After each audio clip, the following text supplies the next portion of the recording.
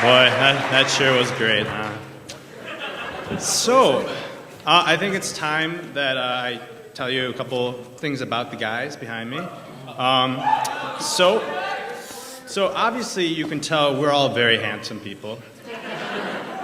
But see, that just doesn't seem to be enough for us in the ladies department. And so I guess I'm gonna explain to you how each of the guys... Stop. Put it away. Exactly. I tried so hard. I'm gonna explain how each of the guys copes with that. So first we have Kevin. Now Kevin, he'll tell you in just conversation that he's engaged. But the thing he won't tell you about is that his fiance is actually a robot.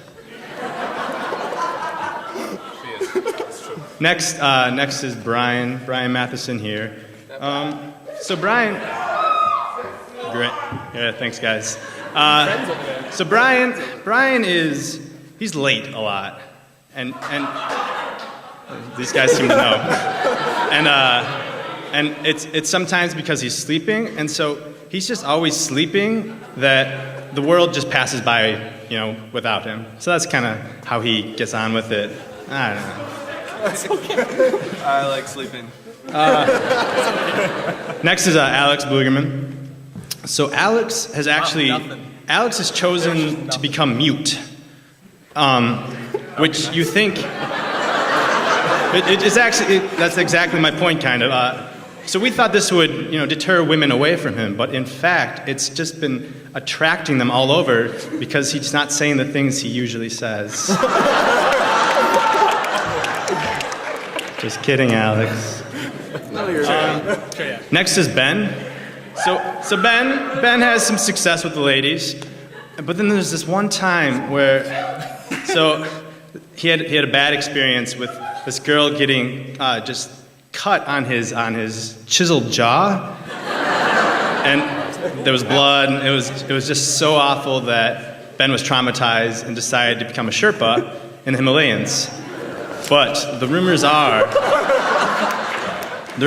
that he has a Yeti child, which is a beautiful thing. Next is Gabe. So Gabe pretty much is just very exclusive in his beanstalk.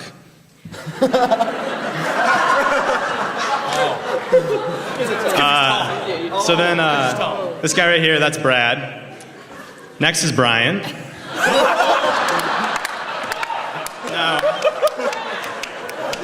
Now, so for Brian's going to be here for a long time. He has, 3 or 4 degrees. And so he's just going to be in the Friars forever, which is perfect to never have a lady friend. And then for me, I just have to be myself.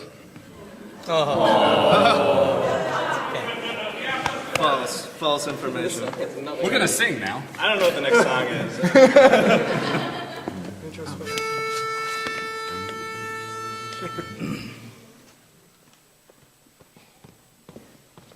is. Since you've been gone, well, I feel like I've been chewing on tin foil. And since you've been gone, it's like I've got a great big mouthful of cod liver oil. Well, I feel just like I stuck my hand inside a blender and turned it on. I've been in a buttload of pain since you've been gone. Since you've been gone. Since you've been gone. I couldn't feel any worse if you dropped a 2-ton bowling ball on my toes. Since you've been gone. I couldn't feel any worse if you shoved a red-hot cactus up my nose. And since you've been gone, it's like I've gotten paper cuts between my toes. And since you've been gone, it's like I pulled every hair out of my nose. Well, I feel just like I stuck my head inside a blender and turned it on.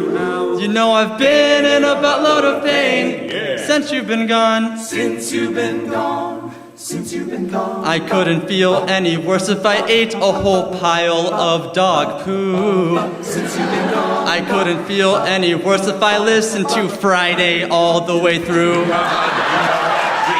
And since you've been gone, well, it's like I've gotten tetanus shots every day. And since you've been gone, it's like I've gotten ice cream headache that won't go away. Ever since that day you left me, I've been so miserable, my dear. I've been almost as bad as I did when you were still here.